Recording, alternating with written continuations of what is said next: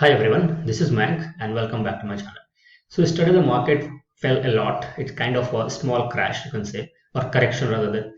So why the market fell down and what to do in this kind of falling market? Few days back, I think the beginning of this month or end of last month, I created one video what to do in falling market.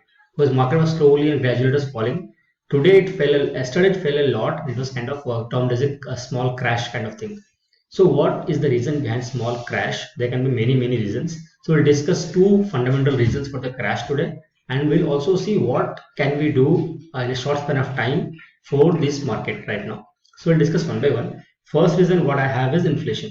Okay, so inflation is something which is visible right now. Prices of everything has gone up. Day-to-day use, you can see the price of every other FMCG product has gone up by 5 to 6%. Edible oils has gone about more than 30-40% over a period of time. Plastics, your plumbing works, electrical works, every capital goods basically, all the capital goods price have increased. Every now and then, every week, you can see the price of things getting increased. So why all these things are happening? There are a lot of reasons why inflation. The shipping congestion is the reason. The transportation is the reason. The availability of unavailability of raw materials is the reason. The labor shortage is another reason. There are multiple reasons. So I can possibly create one entire video on the reason why there is multiple factors which impact inflation and why it is increasing so much and whether it will increase further and what is the time frame it might go down slowly over the time. So if you want that kind of video, please let me know in the comment section. I can create a video entirely for that reason. Going forward in today's discussion, inflation has been a reason why this market is slowly going down. Why? Because if you see the inflation, raw material prices have increased because of it, the margin of the business has contracted a lot. And when the margin of any business contracts, the profitability decreases. And that impacts the share market price. So investors who are investing based on the fundamentals of a company or based on the earnings and everything of the company, they understand that how this entire economics works, the inflation, the margin, the profit, the share market price. So when they understand, the professional investors, they start pulling out their money whenever they see a red flag in this direction. So now inflation is the red flag, the high inflation is the red flag. The inflation currently in India is more than 6%, and that's a huge number compared to that regular inflation. So because of this, if FIIs are pulling out their money and companies are not making enough money in the profit also, because of which this also impacts the capex plan. So suppose I'm a business owner and I planned 100 crore of expansion, and most of the good companies they plan the expansion from their internal accruals, so profits. Now when my profit is getting reduced, my basically I don't have enough money to expand, and when I can't expand, the future growth prospect also gets hit by that. So this overall creates a bearish thought kind of in the investors mind. So they start selling out stocks because they think that now this company is not making money and it will get less profit now also, and in the future also whatever plans it had to increase the capex and increase the profit, that is also not getting materialized because the expansion plan will be derailed because of the shortage of profit or overall shortage of money in their bank account. Good fundamental companies, not the debt based companies like Paytm or Zomato, I'm not talking about them. Companies which are fundamentally strong, traditional companies, for example, Hindustan Unilever. Just an example, don't take it the name as a recommendation or a suggestion or kind of something negative about the stock. For example, HUL want to expand for 2000 crores, but the profit this year has reduced so much that they cannot expand it. They need more year of time to expand. So that more 1 year is pushed back for their further growth or further growth of the companies, like overall company. So this is how this entire stock market is predicted when inflation increased, and that is one of the reason why people are selling money, selling their stocks, and prices are going down slowly. So market, if you see for last 1 month and all, it didn't crash, it's moving sideways downward. So it's not completely getting down, but it's moving sideways, but slowly it's getting down and down. So you must, if you see a portfolio, there must be some stocks where you are regularly losing money, so 0.5%, 0.25%, 1%, 2%, like this you're losing money every other day, or out of 5 days, 4 days lose money, one day you gain money. So like that is slowly the profit getting eroded out of those stocks. So this is one of the reason. Second reason what I see is COVID surge. So COVID surge is not happening in India. We're not seeing any numbers increasing in India, but India always comes after the foreign country. If you see first phase started in Europe, India came, China, then Europe, India came next. Second phase started in Europe, in Russia, India came next. Third phase also is happening same. Europe is getting hit by COVID, Russia getting hit by COVID. Next is definitely, as I'm understanding, it's India. Whatever we have promised 100 crores of vaccinations, all those things. Every country has gone through vaccinations. Even Europe also went through vaccinations. The numbers, I'm not in Europe, so I don't know what exactly happening. But the numbers, even in India also, even if you're in India, we don't know exactly how many people took vaccination. The numbers only we can trust. 100 crores are the numbers in India. Russia also vaccinated. Europe also vaccinated, but there's still COVID surges there. Next is definitely India COVID surge, right? So now when you seeing the COVID is getting increased, people already have fear that first phase people had some money, they survived. Second phase, somehow they some of them survived, some of them even could not survive. Some businesses got shut down.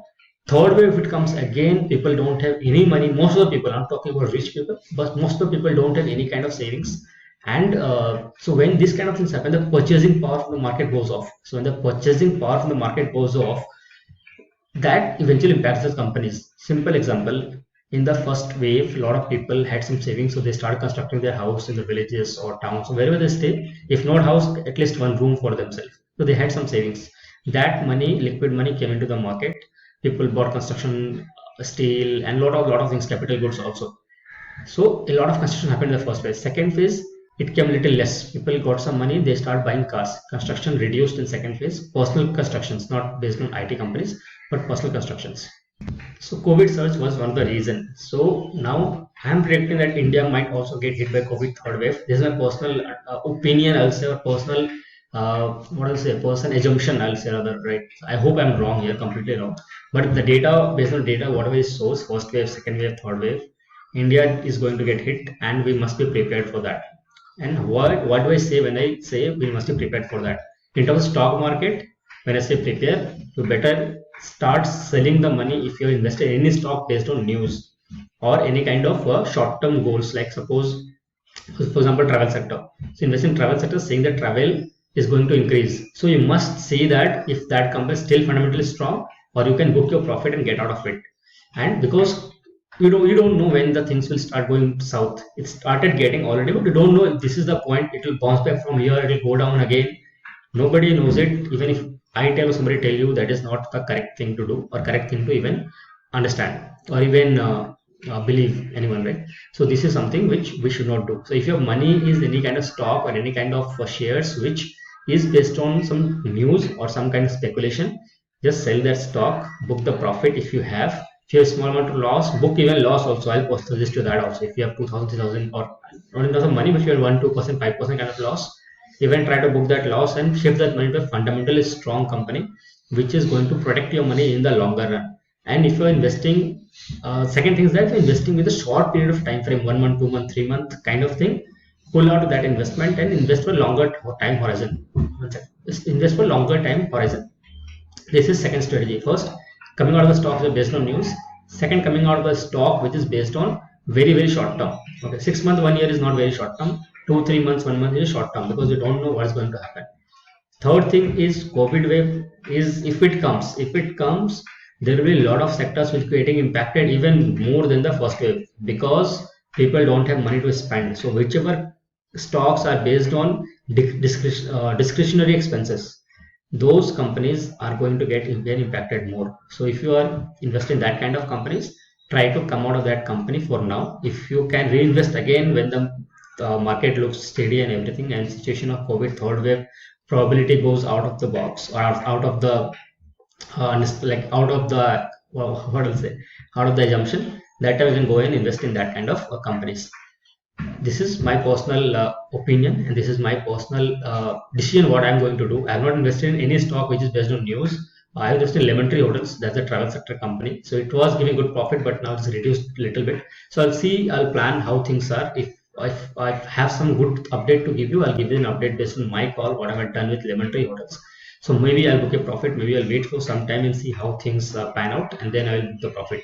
But apart from Lemon Tree Hotels, I don't have any is such stock which I remember which is in my portfolio which is based on any particular events. Inox is there based on events, but Inox I'm not going to sell it now. I'll stop. I'll hold it for some time because I'm expecting uh, December quarter results to be very good. So when the results come out, maybe that time I'll see if I can book profit in Inox or not. So these are two stocks which are there based on news. Other stocks, Jyoti Resins and adhesives, that is not based on news. Then I have Jewel Small Finance Bank. I've not sold it. I have good amount of stocks for that company.